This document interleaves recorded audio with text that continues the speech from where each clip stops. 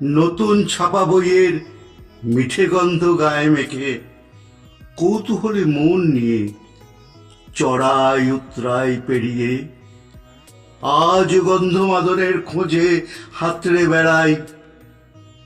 থরে থরে প্রকাশনী সংস্থার বিজ্ঞাপন উজ্জ্বলতা, নজর কাড়া ডিসকাউন্ট, বই মেলার মাঠ জুড়ে দেখা পাইনি আমার গন্ধমাদনের।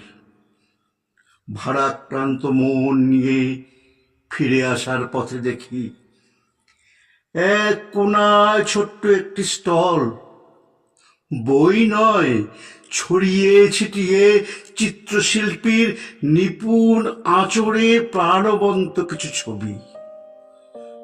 মনে পড়ে কাব্যের ভাষা, ছবি কথা বলে।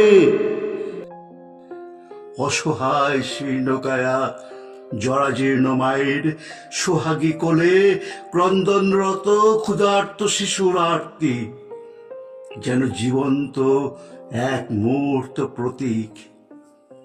ফিরে আসবো বলে ঘুরে দাঁড়াতেই শুনতে পাই শিশুটির আকুতি ভরা বলি, আমি 24 শতকেও তোমার মতো গন্ধমাদনের সুলুক সন্ধানে।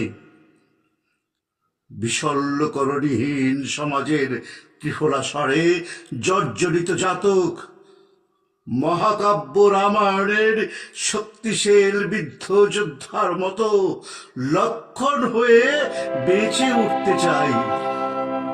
শক্তিশীল বৃদ্ধ যোদ্ধার মতো লক্ষণ হয়ে বেঁচে উঠতে চাই।